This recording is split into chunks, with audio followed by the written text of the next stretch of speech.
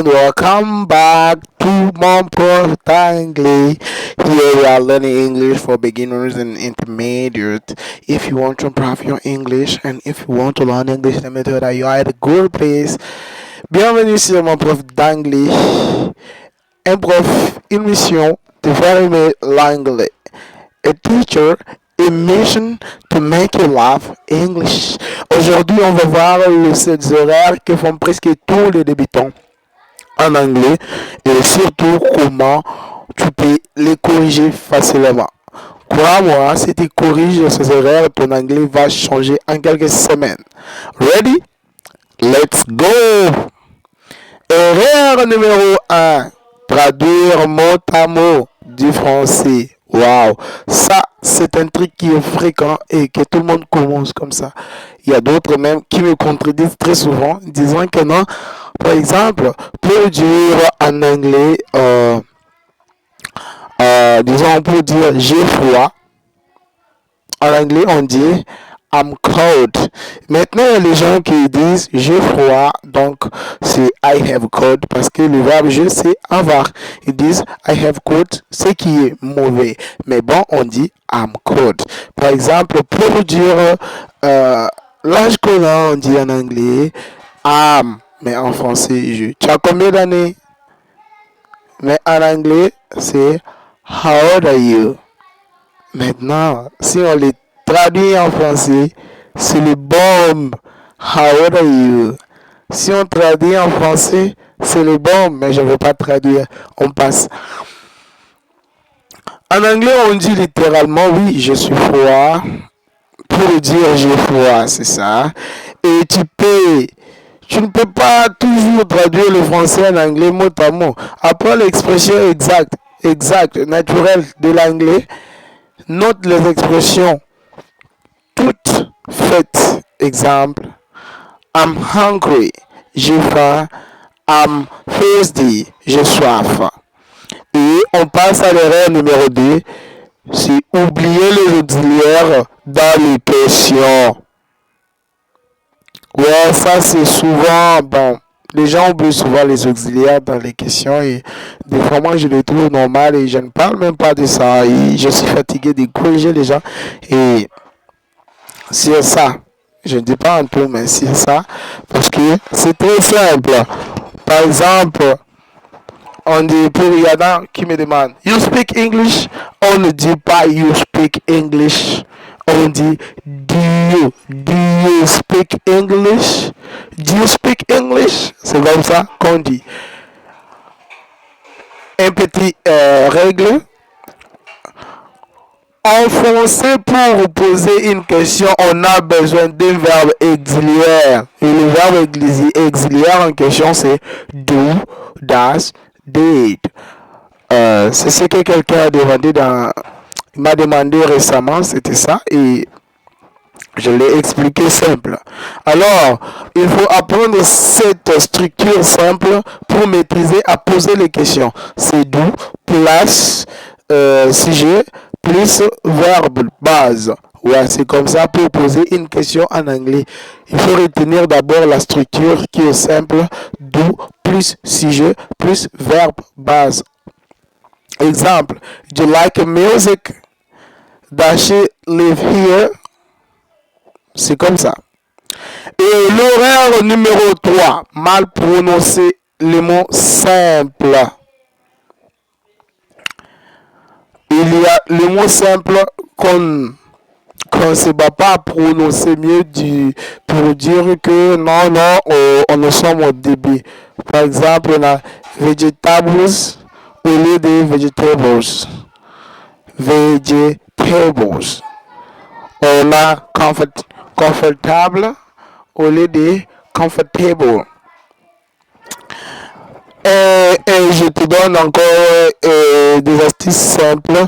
Écoute les natifs sur YouTube, sur Google ou souvent sur YouTube.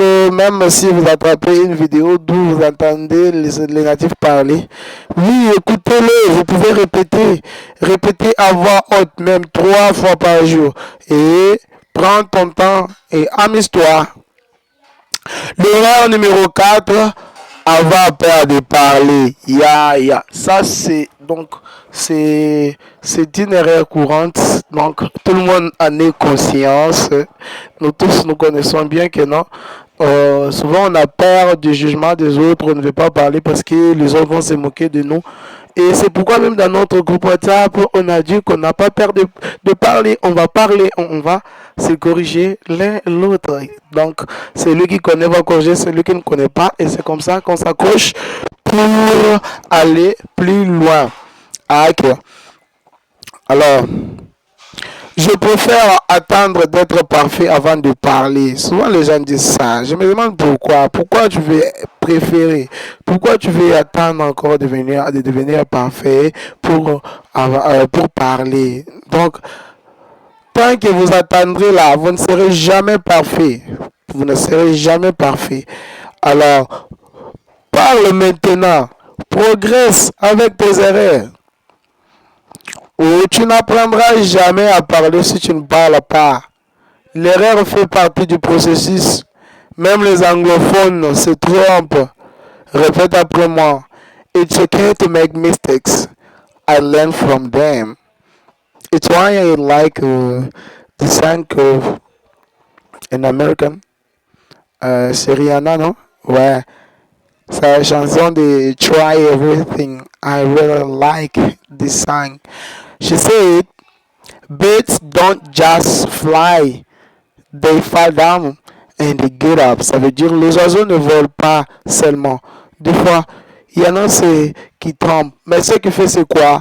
Ce qui fait que les oiseaux continuent à voler c'est quoi? C'est qu'ils se relèvent. Waouh! J'aime ça et ça me donne souvent du courage. Même dans tous les domaines de ma vie, quand je me souviens de cette chanson, ça me donne toujours du courage et ça remonte toujours la motivation. Et surtout dans l'anglais aussi. Erreur numéro 5. Apprendre trop de grammaire d'un coup. Vouloir tout apprendre en une semaine. Présent, passé, futur simple, conditionnel. Tout ça dans une semaine, c'est impossible. Solution. Commence par les bases. C'est une solution simple que je te propose. Commence par les bases avec to be. Après, ça sera le to be, present simple, I like, you like, I want, I go. Apprends petit à petit. Un pas chaque jour égale de vrais progrès en 3 mois.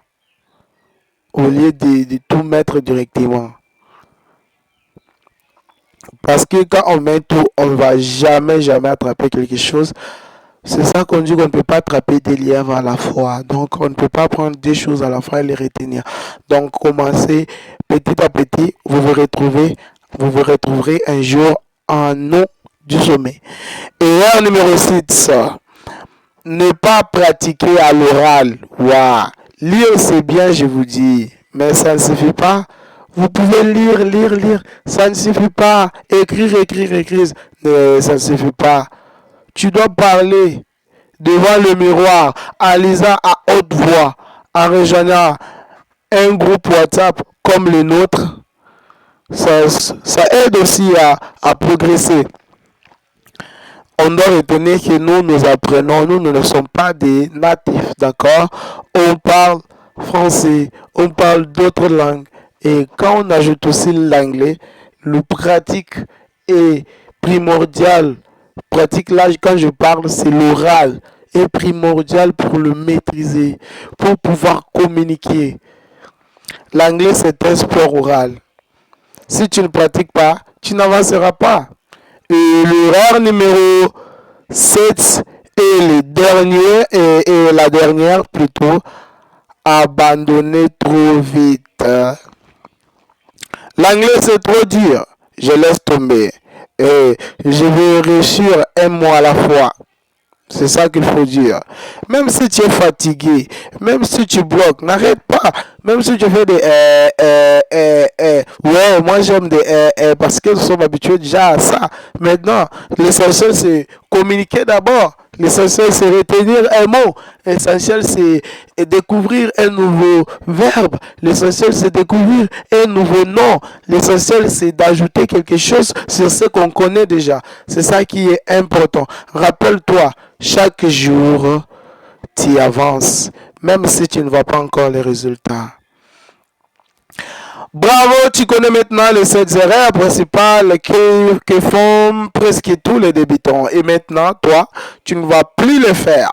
Dis-moi en commentaire lesquelles de ces erreurs tu fais souvent et quelle astuce tu vas appliquer dès aujourd'hui.